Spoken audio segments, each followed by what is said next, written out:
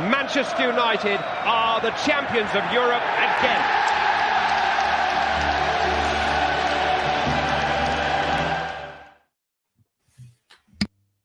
Hello and welcome back to the One United podcast. Hope everyone watching had a very good Christmas and we'll have a very, very happy New Year.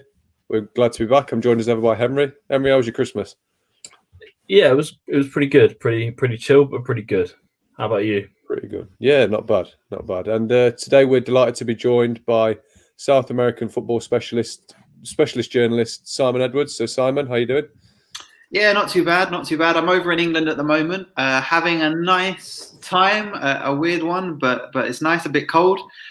It will be a lovely little time if I can somehow get back to Colombia at some point in the near future. But for the time being, happy to be over here. Definitely. I imagine the weather's a little bit nicer over there as well. Yeah, lots of rain, but at least it's warm rain. Yeah, it's always a positive. So we want to do an episode today. We've got Simon on the podcast to talk about a potential new signing for United. Now, nothing's confirmed, but it's looking very, very likely that we will bring in the Ecuadorian youngster Moises Caicedo, I believe he's pronounced. You can correct me on that, Simon. I can't imagine I've got it spot on. Moises Caicedo. Caicedo, there we go. So yeah, the signing's looking very, very likely, but I don't think anyone really knows who he is other than a couple of compilations on YouTube and people taking the mick out of how bad his FIFA card is. So we just wanted to go through exactly who he is. So I'll pose the question to you initially, Simon, just as a brief overview. Who is Moises Caicedo? Caicedo, there we go. So I'm not surprised his FIFA card isn't great because in January 2020, nobody knew who he was.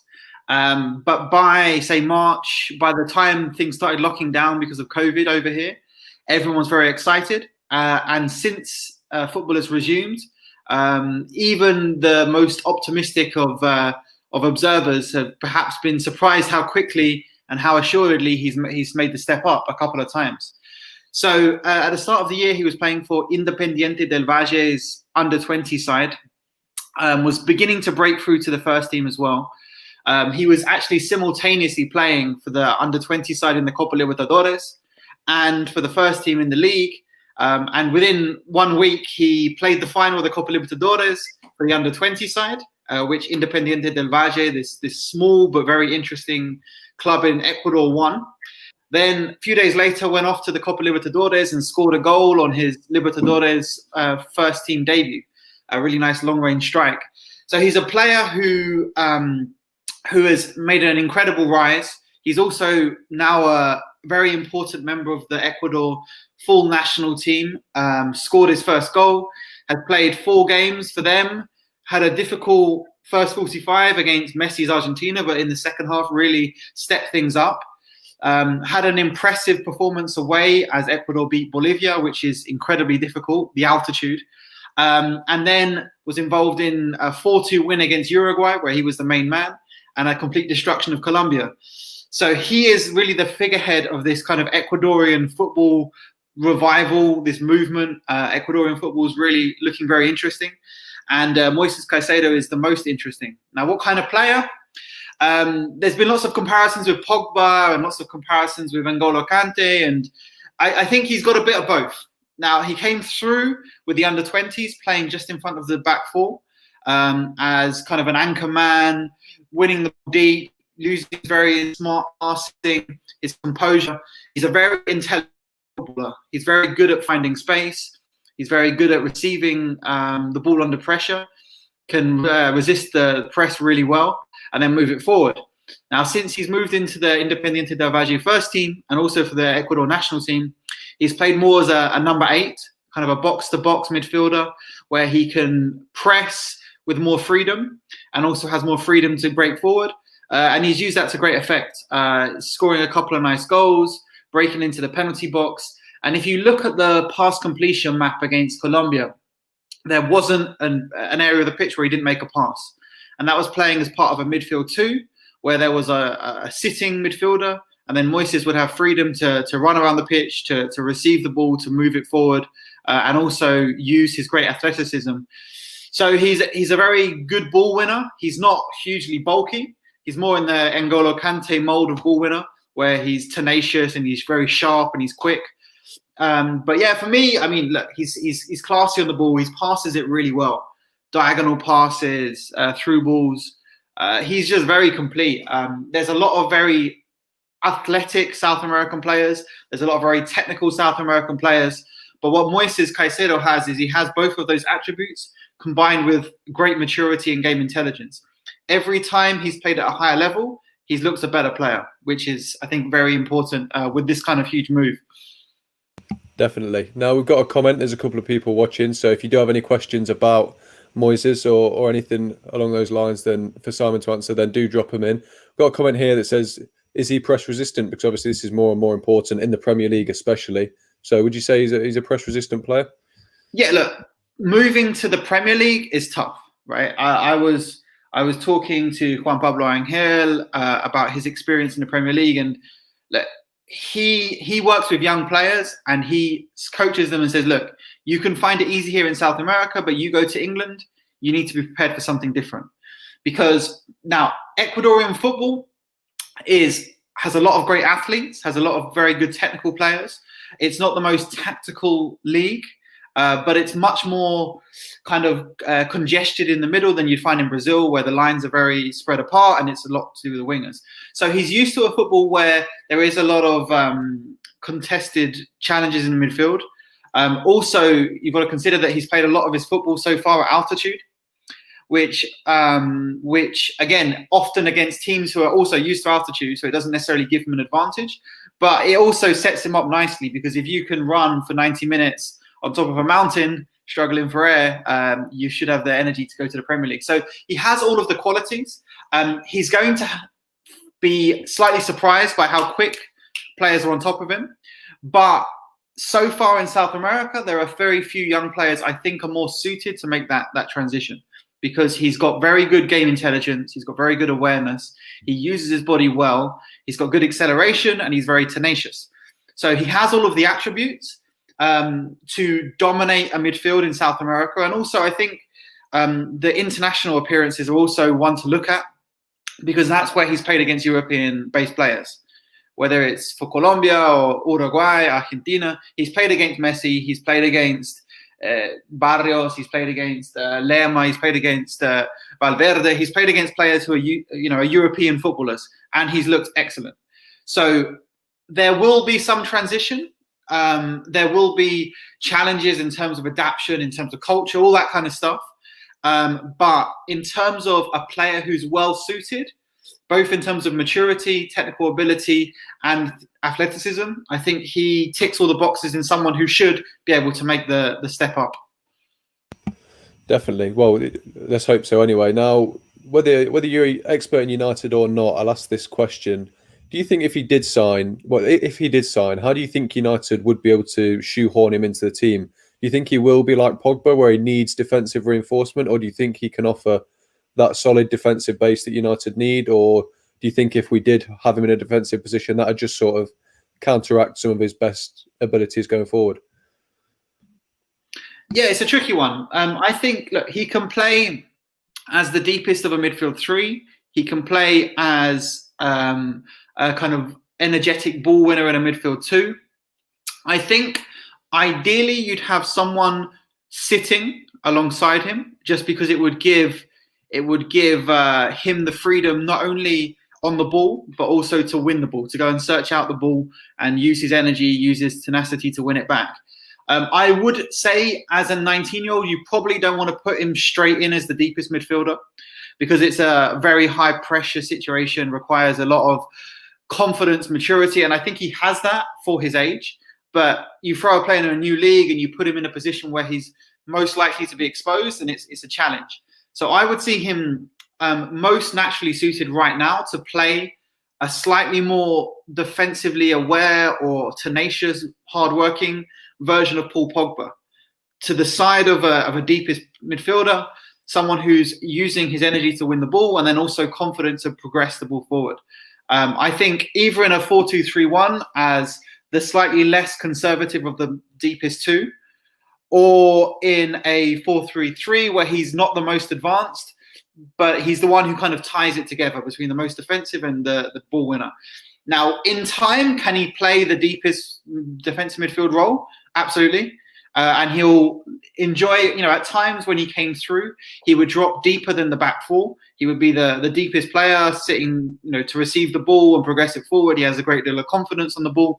So one of those two roles, either the 6, the defensive midfielder, or the 8, in a number of systems he's played as well. I was going to ask a question about, does he go straight into the first team if he comes in, or into the 23s like Pellistri? I think, obviously you've got to be careful with these players, but what would he be best suited to? Well, I think there'll be less of an adaptation than Pellistri. And I think Pellistri has made some interesting initial steps in terms of his development with the U23s, which is great. With Pellistri, you're looking at a small, agile, technical, sharp, but not explosively quick, creative, wide forward. So that's a kind of position that, he doesn't have the explosive pace or the physicality where you just go, we'll just throw him on and he'll do something. He needs to kind of embed himself and get used to the style of football. Whereas with Moises, he's such a complete and so many aspects of his game. Like, he is very mature and very intelligent. Like, he reads the game very, very well. So I would expect him to find it easier to adapt than Pellistri, for example. It's an area of the pitch where it's congested. It can be tough. But I would say, just for his confidence, you put him in the U23s for 2 or 3 months, give him the occasional cup game and look to bring him in. But look, with Moises, if you played him in the first team tomorrow, I think he would be all right.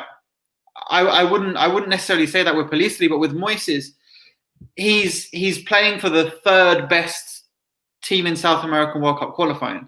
He played very, very well against Lionel Messi. Now, day to day, the Premier League, the intensity, there's things he's going to deal with, and there'll be challenges that he'll have to overcome, and which will take a bit of time. But in terms of a complete, intelligent, tenacious, athletic player who can do a bit of everything, he won't be faced. He won't be faced. He'll have a few setbacks. He'll need a little bit of time. But you throw him in tomorrow, and I wouldn't fear for him, as I perhaps would with maybe Pellistri, although I'm interested to see how he does, because he's got all of the ability to do well as well. Is he a direct replacement for Pogba then? That's what the question United fans want an answer to, I guess, is, we know Pogba's probably going to go in the summer, and that's a bit frightening in its own right. But would you see him as a cheaper direct replacement for Pogba? Yeah, look, I think he doesn't have quite the star power of Pogba. Perhaps nobody does, in terms of just the fact that he's bigger and stronger, but also has the style on the ball and that kind of stuff. I'd say Moises is more efficient, but that's not to say he doesn't take risks. He loves a diagonal pass in the mold of Pogba.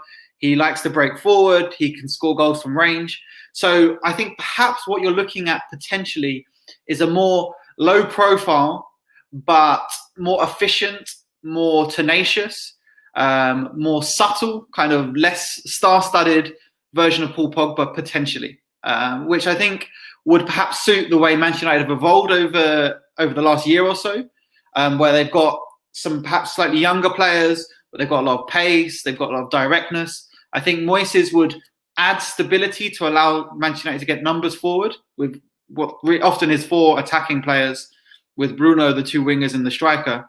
He would help bring balance to that midfield, perhaps not as the deepest, but as someone who can contribute when necessary, but has the athleticism and the awareness to drop back and enjoys the defensive side of the game, perhaps more than Pogba does as well.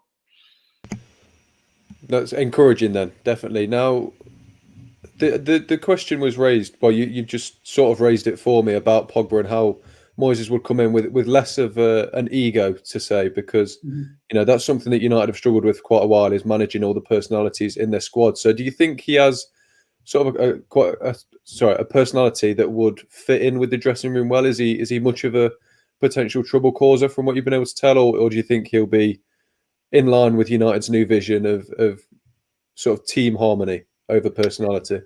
Yeah, absolutely. So for the U20s, he was a leader, but not a kind of leading by, like, despite the fact that he was the most talented player in a very talented side, he wasn't like leading by example in as far as taking unnecessary risks or keeping the ball when he shouldn't, or trying to make passes perhaps that aren't on. He isn't that kind of player, but he is a leader who takes responsibility for a game.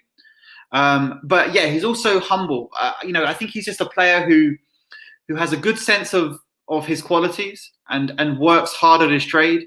He's kind of modeled himself on N'Golo Kante, and appreciates and understands the importance of the defensive side of his game. For a player who has great technical ability to ping a pass, you definitely get the sense that Moises understands that the defensive side is perhaps even more important. So I think he would be a good example for those around him. He's going to be covering every blade of grass. He's going to be looking to play short, sharp passes, play 1-2s, but then also has the ability when the opportunity is there. So he's a focused young man. He's a mature young man, but he's not a star. He's not going to be. I can't imagine him on Adidas adverts or whatever. Being the showman. He's not like that at all. So I think he's good, and I think he's kind of deceptively good as well. He just does his work really, really well, and you just realize the guy who was doing that great tackle over there is the same guy who's just put the ball on the plate for the striker to score. He gets about the field and he makes things happen. That's definitely encouraging. Then now I'll ask one more question about Moises before I hand over to Henry and before we move on. Now the rumoured fee is around 5 million to 8 million euros we're paying for him. Now, based on your sort of experience of him and the word about South America, do you think this is a sensible deal for United, or do you think at that price, given his relative lack of experience, he's in the under-20s at the start of the year, do you think this move offers an element of risk, or would you say that this will be a good, sensible signing for United? No, like the money mentioned is ridiculous. It's cheap. It's very, very, very cheap. If he was Brazilian, he would be a 40-50 million pound player.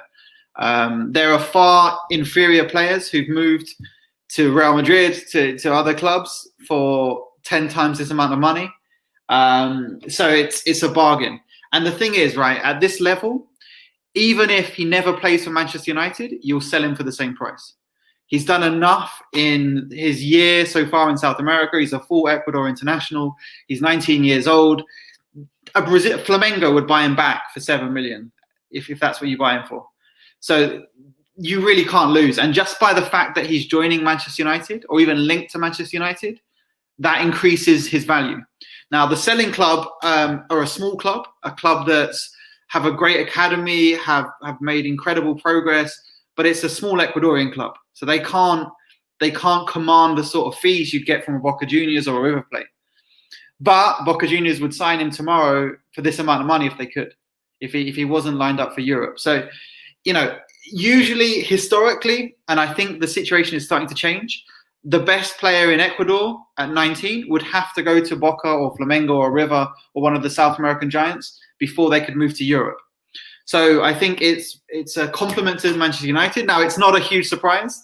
He's like the most talked about under the radar player in South America. Anyone who watches South American football will have been excited at some point by Moises Caicedo. But it shows that, and I bumped into the Manchester United scout in Cali watching a youth under-20 tournament. So I know Man United are taking it very seriously. And actually at the same tournament, Manchester City were there, and they mentioned that they were looking at Moises as well. The City group are interested in him. And they were looking to potentially take him to New York City first to get minutes and then moving forward. So look, this is the ideal signing for Man United. He's cheap. He's got all of the quality, the athleticism, the maturity, and he's a full Ecuador international at 19. You don't really get many teenagers playing South American national team football. You look across the squads, you'll get one or two at most. And he's the most important player in the Ecuador national team already. So, yeah, he's good. He's good. So just before I hand over to Henry, we do have a comment here regarding sort of Brexit and work permits. And I'm just saying to Alan, just hold on, because that is what we're going to talk about in a second. We're not ignoring you. Okay, just before we move on. So I'll hand over to Henry. We've had trouble as United as a club with agents recently. With obviously Pogba's got Raiola, who just speaks out against the club all the time. historically we've had problems with agents. Is there an issue with agents on this deal? Because South Americans seem to involve more agents, more parties. Correct me if I'm wrong, but would that be an issue for the deal?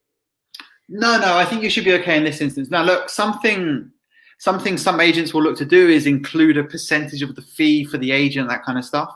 And it does look like potentially if Manchester United, now I don't know the latest in the deal, but what I've heard is potentially Manchester United will bid slightly lower and Independiente del Valle will receive a percentage of a future fee and that kind of stuff. And that's something agents often like to include because, again, Independiente del Valle are not getting what the player's worth from Man United right now. And while Man United aren't really a selling club, and perhaps this isn't really a factor, if they can secure 20%, they would see 20% of Moises in 5 years' time as being worth more than 5 million for Moises right now.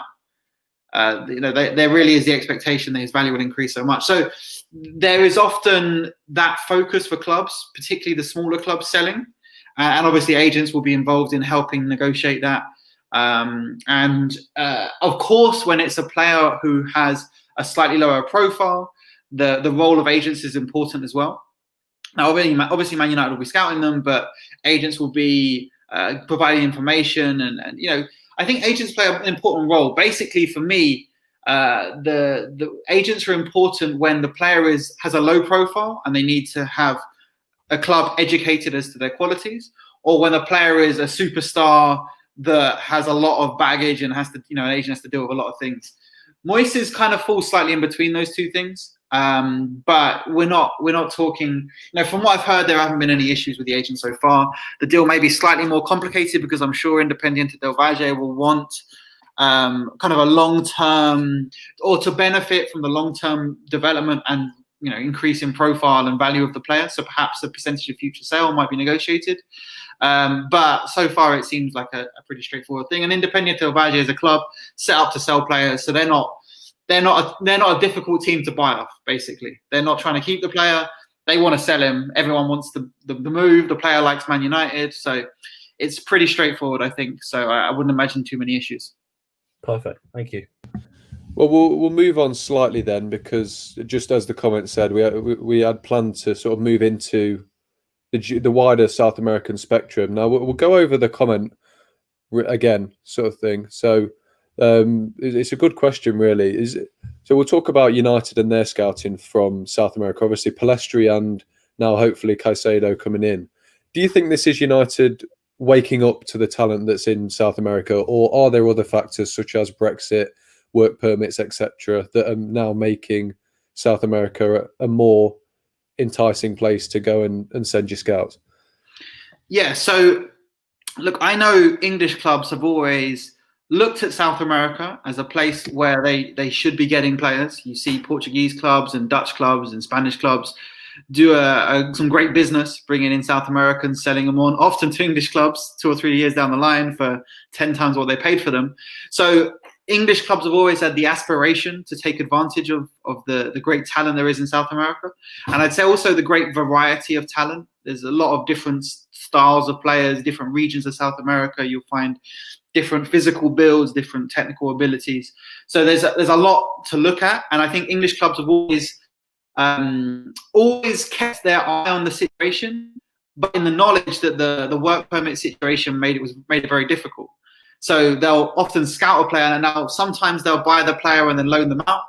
But that's not the preference of the player often.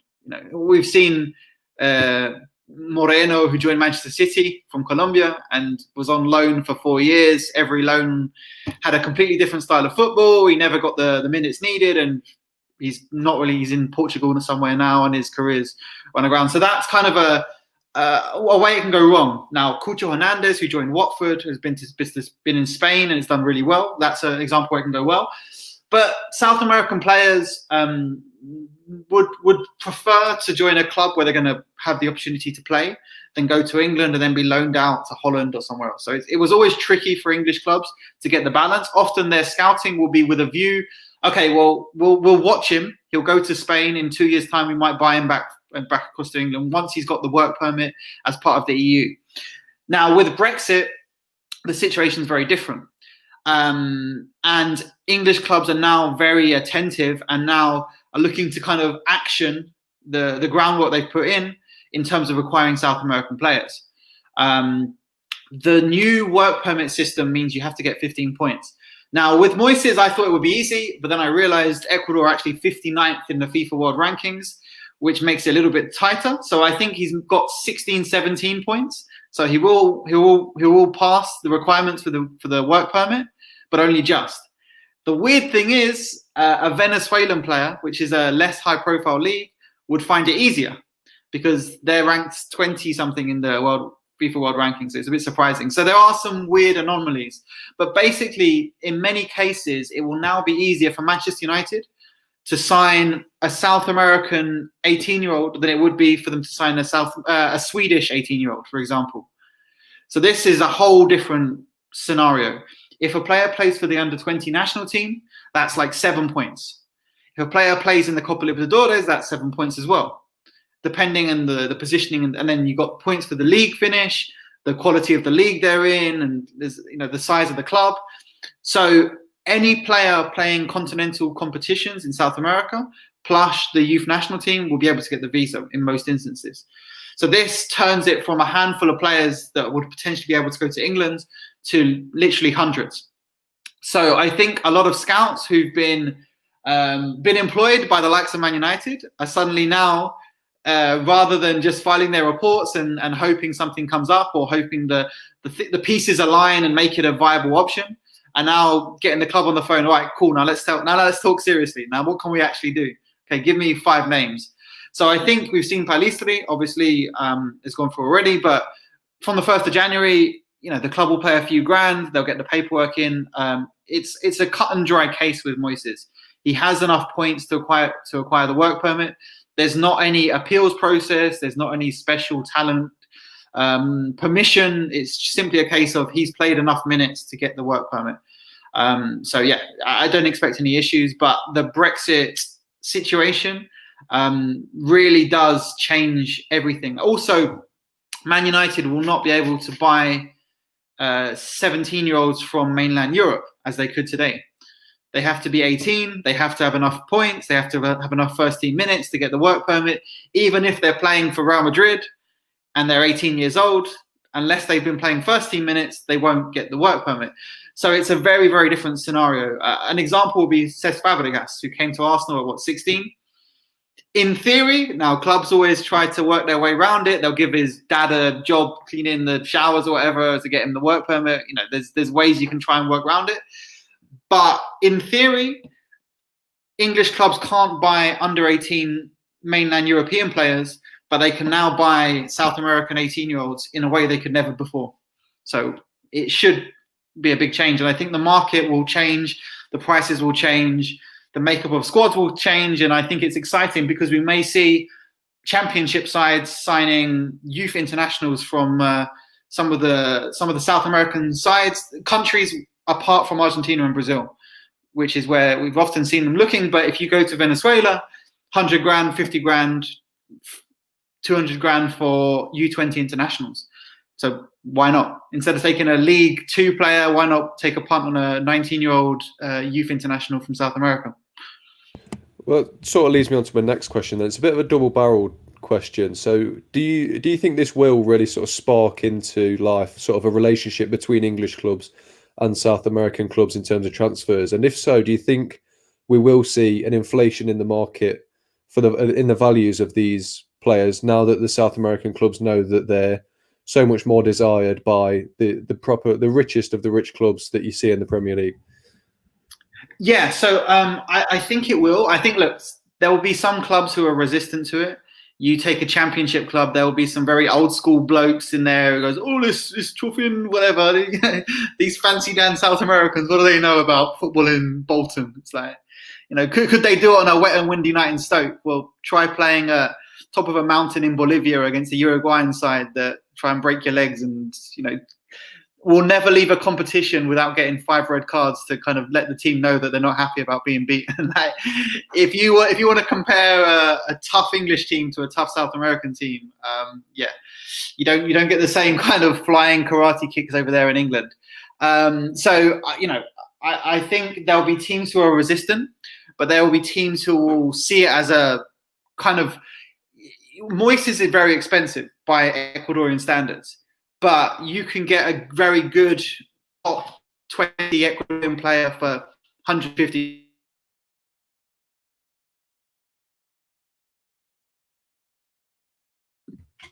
Still me? Connection okay? It is now, okay, yeah. cool. I think. All right, yeah. So you can get a very top tier Ecuadorian international for 500 grand, 400 grand. And if you do that, you probably can't lose, as I mentioned. Once they join a championship club, they're not a 300 grand player; they're a £2 million player. So there's really a lot of ways clubs can really make this work. In terms of the impact on the market, yeah, I think it will change. But right now, for example, as I said, a Brazilian wonder kid is 40 million, an Argentine wonder kid is 25 million, and then anywhere else, well, maybe you can say Uruguay, maybe 10 million for the very, very best. And then Colombia, maybe 5 or 6 million. And this is exactly the same player, right? If you put them in each country, then you go, where would you say next? Then everywhere else is cheap, really. Peru, 1 million, 2 million. Bolivia, 500 grand. Venezuela, 500 grand max, 300 really.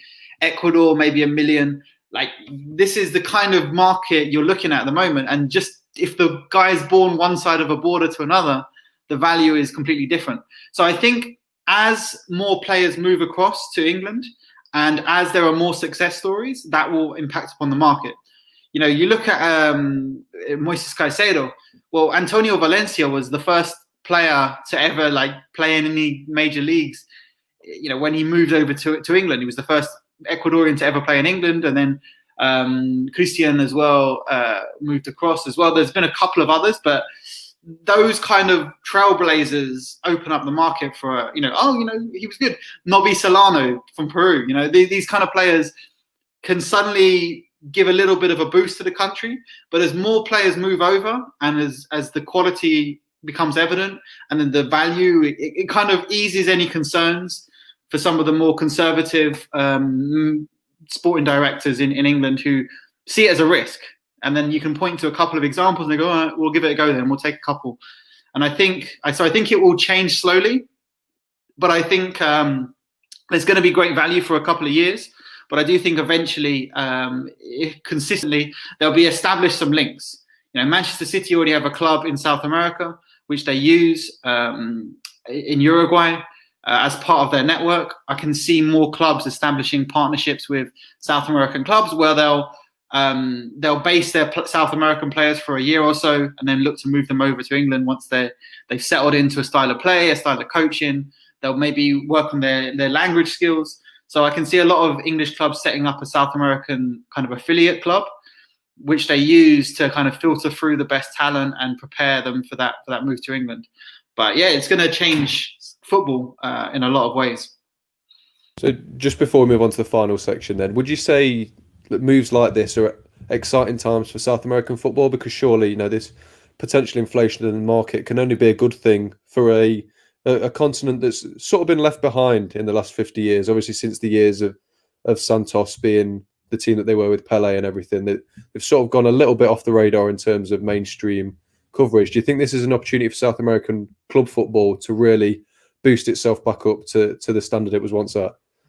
Yeah, look, I think Brazilian clubs always grumble about losing their best players, right? But they lose their best players for 20, 30 million.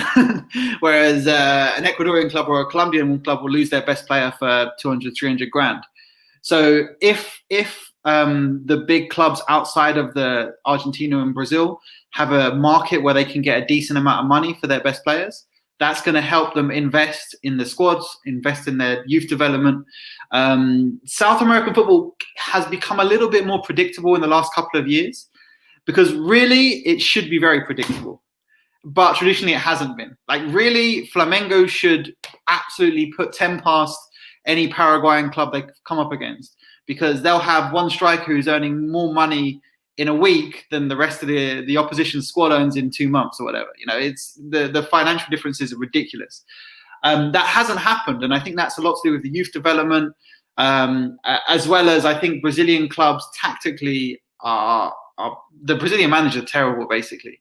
It's awful. It's Sunday league. They've got world-class players, but tactically they're proper Sunday league. So that's why the likes of Uruguay, that has a great culture of football and a great ideas and great managers, have often beat them in big games. So I think bringing more money to the continent, because Brazilian clubs can always bring money in. They can, Real Madrid have signed Vinicius and Rodrigo for 100 and whatever million between them. So that means they've always had money. But if it means that the likes of Independiente del Valle can fund this really interesting project, I mean, this Moises sale not only brings validity to the project, but it also brings money to bring through the next Moises. And if there's going to be another Moises, it's going to come from this club, because their setup is incredible, both in their recruitment, their professionalism, and then they have a small fan base, but they're really good at developing players and selling them on. So, it's going to be interesting to see how this money is spent. This is South America. Some will disappear into the pockets of people not involved in football. Some of it will be lost to corruption. Some of it will be here and there. But I still think if you're bringing more money in, it should, as you say, help raise the level and help clubs hang on to their players for another year, or bring in a couple of extra players, or focus on youth development. So it should be a good thing. Definitely exciting times. Henry, you got anything to ask before we move on to the last little section? Not at the moment. Okay, so we just thought the last section we'd make the most of having a South American footballing expert in our hands. So we wanted to just sort of go over any future Moises Caicedo type players where they're very much under the radar. There are countries that aren't quite getting the recognition they deserve, and they could very much be in line for a big move to Europe to make a name for themselves. So do you have any that really stand out at the minute, Simon? Yeah, sure. So we'll start at the top. So Venezuela, again, if you want value, and I'm actually talking to a few League One clubs, because quite a few Venezuelan U20 internationals are now on a free, because the situation in Venezuela is nobody's got any money. The economy, and also this doesn't impact on England, but a lot of Venezuelan players have EU passports, which is really reflective of the fact that it was a place where Europeans would go to make money. Venezuela was a rich country. The big changes in politics and the impact that's had on the economy has meant that it's now a country that is in difficult financial positions, and the football clubs are suffering that as well. But they have dollar bank accounts. They can receive fees. They can move players, but often the players have very short-term contracts, rolling contracts, or haven't been paid and can get out on a free. So, for example, the Venezuela U20 national team is interesting. I would say across the team, there's players who are good. Matias Lacava is the big star. Matias Lacava was actually at the Barcelona academy up until they had a ruling which meant they had to release a load of their youth players from outside of Europe. They broke some rules. They were instructed they had to release players. He was a player who was released. He went to Benfica, was at Lazio as well. His dad's actually a very important politician in Venezuela as well. But his dad brought him back to play in Venezuela at 17. Did really well, was one of the top scorers. He's like a playmaker, a very skillful player. He's played for the Venezuela under-23 national side already at 17. He's going to be the main man for the U20s whenever that happens. The Sudamericano this year has been delayed. The South American under-20 championships have been slightly delayed. But he's going to be a big player. He's going to be in the full Venezuela team very soon as well. So he's 17 years old, European experience, very, very classy. Apart from him, well, I think Daniel Perez is interesting. A big number 9, 6'3", target man. I think he would be ideal for a championship, a League One side. He's a focal point. He's good in the air, very dominant. He's available cheaply, 250 grand release clause, and you could probably get him for less than that. Angelo Lucena is a good player. He's like a dynamic. People have compared him to a Venezuelan Messi, right? That kind of player. Paints a picture. Plays from the right-hand side, cuts inside, uses his left foot. Scores goals from range, is good at playing 1-2s. He's available on a free, and he's 17 until he turns 18 in March. So again, he's a player who's been offered a lot in MLS. We'll see where he ends up. But yeah, there's a lot of talent. Andres Ferro is a central defender. Conde, another central defender, both 18 and both 19 now. Conde has already played for the full Venezuelan national team. So if you want absolute League One championship bargains, Venezuela's ideal. Venezuela U20 national team, all of their players are on between nothing, a bit of compensation to the club, up to 150, 200 grand maximum. You can take your pick from basically the entire Venezuela U20 side. Moving across to Colombia. Now, this is obviously where I'm based. The Colombia U20 national team is looking interesting at the moment. I'm a big fan of Jefferson Paz, who's a right back who I think would do very well in England. He's 18 years old. He's very, very athletic, very quick, can get up and down, very great acceleration. Was a forward at youth level and has been converted to play as a fullback, one of the top goal scorers as a striker, and is now a very, very good fullback. Despite playing as a forward, he's quite conservative as well, which is nice to see. When he gets forward, he has a great impact, but he's quite conservative. He's a very good player. Centre back, big fan of Jason Mosquera, who's Atletico Nacional starting central defender. Big kind of Davinson Sanchez, same club as Davinson Sanchez. Big, athletic, strong central defender. He's very good. Also, Thomas Angel is one to watch as well, who's Juan Pablo Angel's son. Was in the Guardian top 60 talents in world football this year. He's a very complete forward. Actually, Atletico Nacional have the sons of two of their greatest ever strikers in the same youth team. Aristizabal, who was a championship manager legend. I don't know, I used to always sign him on championship manager back in the day. His son is 15 and in the Nacional under-20 side. And Juan Pablo Angel's son, Thomas, is very good. Thomas is a very complete forward, scored a lot of goals at youth level. Tommy Gol, as he's known. He's also, he was born in England as well, which means that he could play for the England national team if you wanted, but also makes it very easy for the work permit. But he's one to watch. Andres Colorado, I'm a big fan with. He's been linked with Feyenoord, been linked with some European clubs this week, some teams in Belgium as well. Bit of a Patrick Vieira, 6'2", very dynamic, very classy, ball-winning midfielder. So yeah, there's plenty. Yamilton Campaz, finally from Colombia, is very special. He's was initially a winger, attacking fullback, and has become a kind of a box-to-box number 8. I would say he's not too far off Moises Caicedo in terms of ability. For a player who could come to England now and be really interesting, he's an attacking player but has great work rate. Is a very much a box-to-box. Can play as a number 10 or a number 8.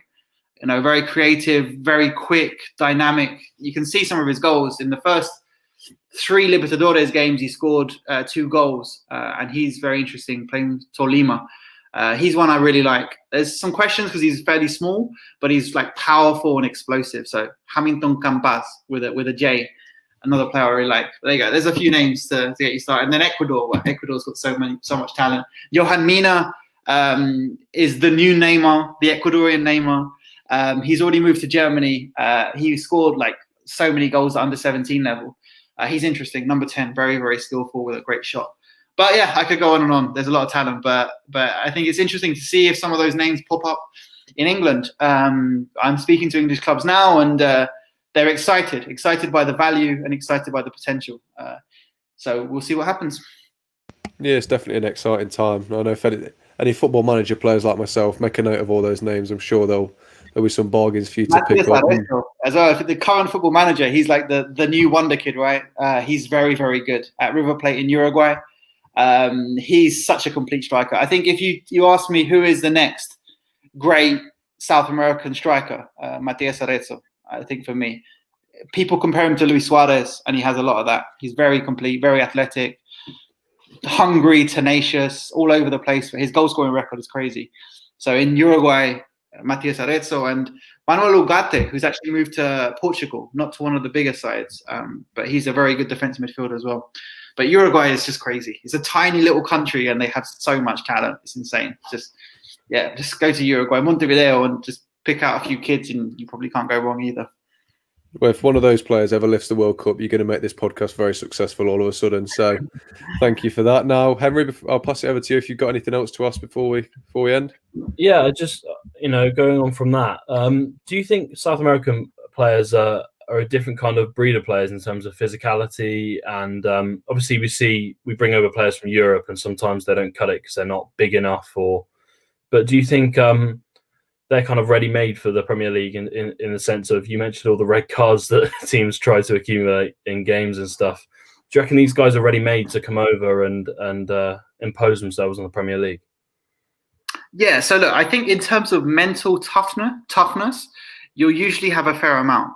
So if I take a look at Colombia, for example, often these kids will come from very poor rural backgrounds. And then at 12, 13 years old, we move to live in the city with like a foster family who will look after them, and they'll go to school, and they'll live away from their parents from a very young age. Then they'll live in a house with a foster parents and with 2 or 3 other players. And this is a tough life. These are kids who've grown up often. You look at someone like Cuadrado and the difficulties he had as a kid. He could almost, was almost unable to become a football player because he was malnourished as a child. His father was murdered in front of his house, and then his mom had to raise him and make big sacrifices. So in terms of the mental toughness, now, look, kids can get carried away. They turn 17, they're suddenly rich, and there's distractions, and there's all kinds of ways it can go wrong. But in terms of like mature children, often South American players have to grow up really quick and become very professional. They're not looked after. No, obviously, if he's a kid's a superstar, then everyone will make sure he's comfortable. But this isn't the same thing you'd get in Manchester, right? These are kids who've had to adapt and had to deal with some tough stuff in their young lives often. In terms of the physicality, I think that's a really interesting point.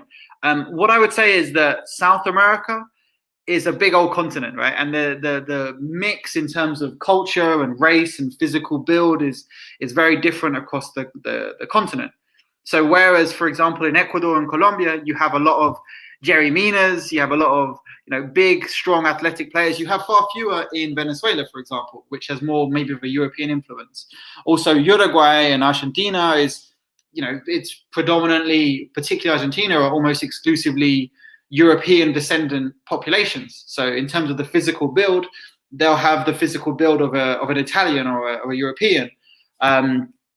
Even if you just look at Colombia, for example, if you look at the Caribbean coast, this is a big part of scouting in terms of what Colombian clubs do. There's a region in Cauca, which is where they found Cristian Zapata, Davinson Sanchez, Jerry Mina, a few villages in this rural area of Colombia where everyone seems to be 6'5". So clubs will go to these parts of the country, the Pacific region as well, to find these great defensive athletes. Whereas in the Caribbean coast, the tradition is more kind of quick, creative, inventive players, the likes of Luis Muriel or Luis Diaz at Porto, these quick, skillful players. And then the interior of the country has more of a reputation for your James Rodriguez, your Juan Fernando Quinteros, maybe the more technical, creative players. So even just within one country, you can see that each region provides a different kind of physical build. Now, in terms of the style of football, again, that's often the biggest challenge. And I think when you're looking for players from different, from South America, the position is something to consider. I think central defenders in South America, in Brazil, for example, will be used to defending at the edge of their own penalty area for 90 minutes. And the strikers will stay high, and the wingers will do all the running up and down the flanks. So then that, if you're looking to play a very high line in England, there's going to be a lot of adaptation. Suddenly you're now running back a lot more than you used to be, where everything was in front of you. Whereas I think for me, the players in South America, young players who are most well suited, attacking fullbacks with great athleticism, get up and down, very important in modern game, tricky game-winning wingers, a few very athletic, strong defensive midfielders. So in terms of Colombia's obsessed with a playmaker. The James Rodriguez, the Quintero. And what that means is that, it's come from Valderrama, right? Valderrama was the hero in Colombia So everyone who came after was a number 10. The best player in every team was given the number 10 shirt. You be the new Valderrama, right? So what that meant is that Colombia had a generation of 10s. But that also meant, as an unintended consequence, that what you would get is a lot of really great athletic defensive midfielders. If the team's set up with a lot of creative attacking forwards, you need your great defensive midfielders to do all the running for them. So now you have Wilmar Barrios, Jefferson Lerma in England. You have a lot of these very dynamic ball winners. So there's a lot of, lots of different movements and factors in South America. But if you know what you're looking for and where to look for it, then there's a lot of talent out there. So it's very interesting to see. People think Brazil, they think Argentina, but if you look elsewhere in the continent, you're finding a different mix of players, racially, culturally, all that kind of stuff. Style of football all plays into what kind of players you can find. Interesting, isn't it? Definitely interesting. Now we've got some really good contributions in the comments from. Apologies if I pronounced your name wrong, but Jose Zambrano. Tell me if that's wrong. But good morning from. I'll let Simon try and pronounce that place because I really don't want to butcher. Guayaquil, Ecuador. Hoping and waiting for Moises to sign for United. How is it looking now? I don't want to speak for you, Simon, but I think it's fair to say it's looking pretty promising right now, isn't it? Yeah, from what I've heard, he's flown over to England. I don't know the details really, but I can't see any impediments. He's a Man United fan. Man United seem to be committed to this type of player. There seems to have been an offer.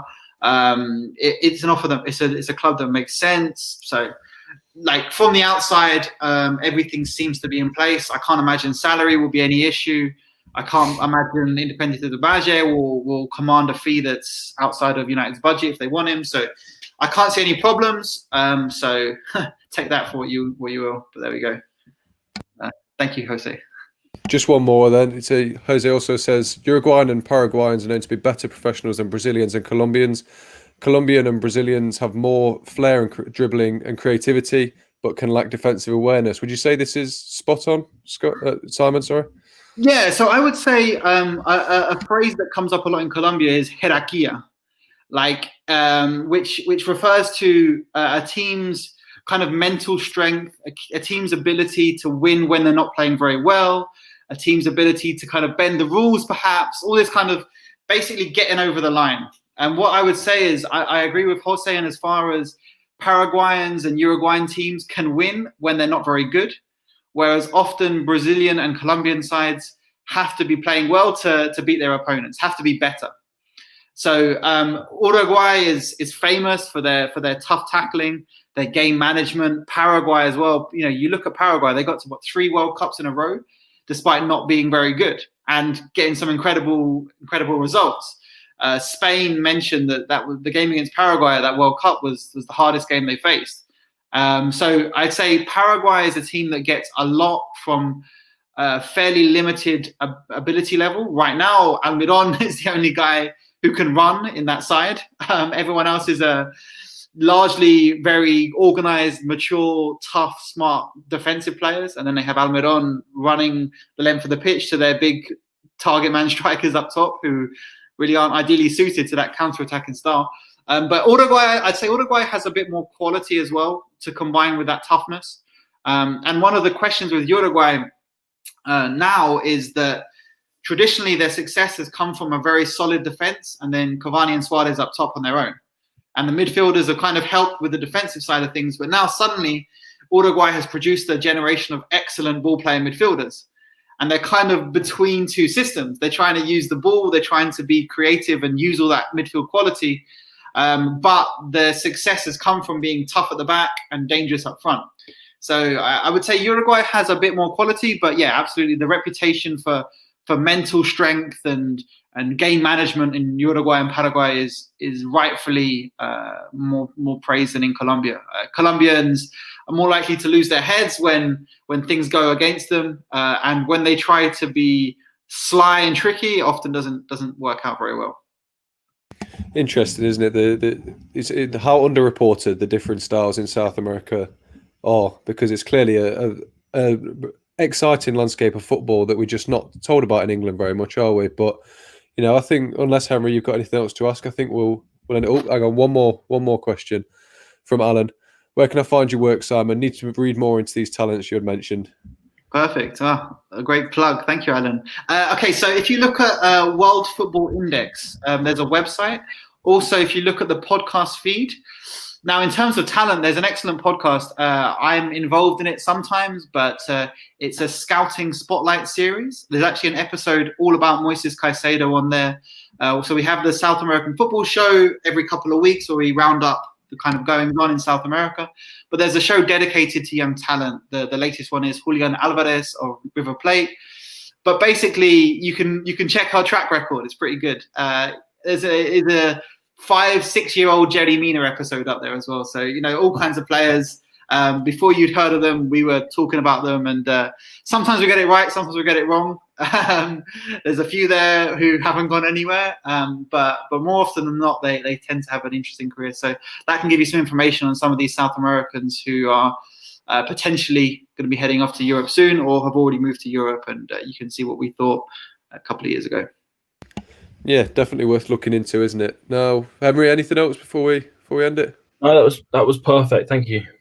Yeah, I'll echo what Henry said. That was a brilliant episode. So, Simon, a huge thank you for joining us. You've been such a brilliant help in enlightening us all in South American football, because before this I wasn't that knowledgeable on it at all. But thank you for joining us. No, you're welcome. Thanks for the invitation, and I look forward to seeing Moises Caicedo hopefully get some minutes. I think he's going to surprise some people because the kid is special and he's a very, very, very interesting player. So we'll see. I mean, every step up he's made so far, he's done well. So I'm hoping he does the same, and it would be great to see him hopefully get some minutes this season. And if he does, I think that would be a good start. And then we'll see where he goes from there. Hopefully. Henry, as ever, thanks for joining me. No problem. And to everyone who watched and contributed, this was a really good episode numbers-wise already. So, your support is hugely appreciated. So, thank you for everything. And, we'll hope to catch you in a few days for another episode. But, from all of us here, thanks again for watching, and we'll see you next time. Manchester United are the champions of Europe.